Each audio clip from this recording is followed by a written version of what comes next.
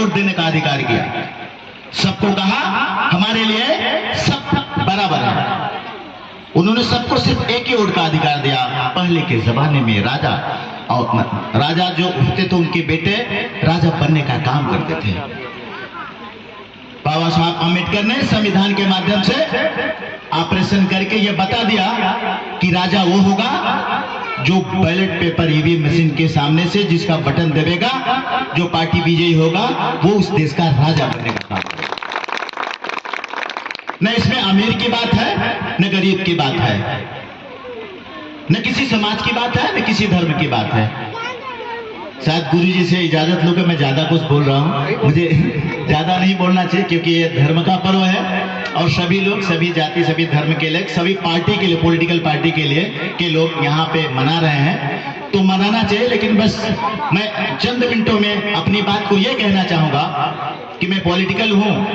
मैं समाज विकास क्रांति पार्टी का राष्ट्रीय अध्यक्ष होने के नाते, 73 लोकसभा जौनपुर का प्रत्याशी होने के नाते और मछली शहर का प्रत्याशी माननीय सम्माननीय नरेंद्र गौतम जी जो हमारे बगल में खड़े हैं, वो यहाँ के प्रत्याशी हमारी पार्टी के।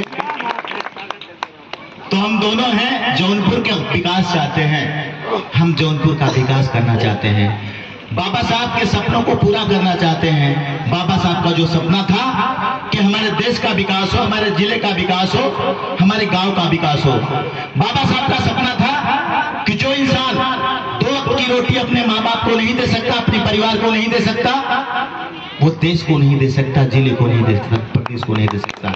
इसलिए हम अपने गांव में आए हैं, पार्टी बनाए हैं। 26 कैंडिडेट हमने की घोषणा कर दी है, हर कैंडिडेट हमारा लड़ रहा है। हम चाहते तो कहीं से भी लड़ सकते थे, लेकिन नहीं, मुझे मेरा वतन प्यारा है, मुझे मेरा परिवार प्यारा है। हम यहीं से पढ़े लिखे हैं, जौनपुर से, हम यहीं से चुनाव लड़ेंगे और जीत के जाएंगे।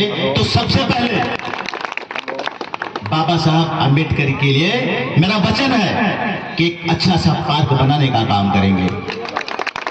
100 यूनिट बिजली गांव वालों को मुफ्त में देने का काम करेंगे, सड़क बनवाने का काम करेंगे, ओवरब्रिज की समस्या है, ट्रैफिक की बात होती है तो उसको बनवाने का काम करेंगे। मैं किसी अगले पिछले सरकार के बारे में कुछ नहीं कहूंगा, किसी भी पार्टी के बारे में कुछ नहीं कहूंगा, लेकिन मैं आपको ईमानदारी से कह रहा हूं कि मैं किसान का बेटा होने के नाते मेरे नाम से उद्योगपति भरे लगाया गया है, लेकिन किसान का बेटा होने के नाते पूरे प्रदेश में गन्ना किसान चुनाव चिन्ह लेके आया हूं। साथियों, गन्ना किसान चुनाव चिन्ह लेके आया हूं। इस उत्तर प्रदेश में ही नहीं, बिहार में भी मेरा गन्ना किसान है, पंजाब में भी मेरा गन्ना किसान है, मध्य प्रदेश में मेरा गन्ना किसान है, राजस्थान, गुजरात में भी गन्ना किसान है। ऐसे 25 प्रदेशों में मेरा चुनाव चिन्ह गन्ना निशान है। मैं अपील जरूर करूंगा, बाबा साहब का आशीर्वाद जरूर लूंगा और अपील ये कहूंगा आप मीडिया के माध्यम से पूरे देशवासियों को, पूरे जिले वालों को, पूरे गांव वालों को कि जब भी आप 25 तारीख को वोट देने के लिए जाएं तो गन्ना किसान के सामने का बटन दबा के सिर्फ अशोक सिंह को विजयी नहीं बनाएंगे,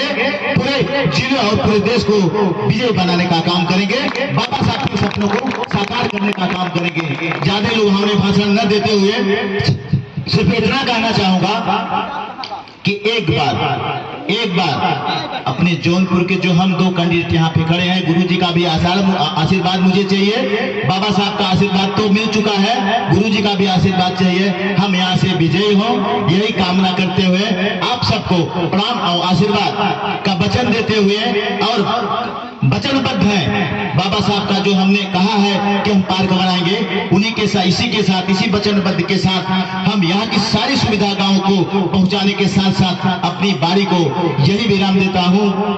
जय भीम, जय भारत, नमो बुद्धाय, नमस्कार।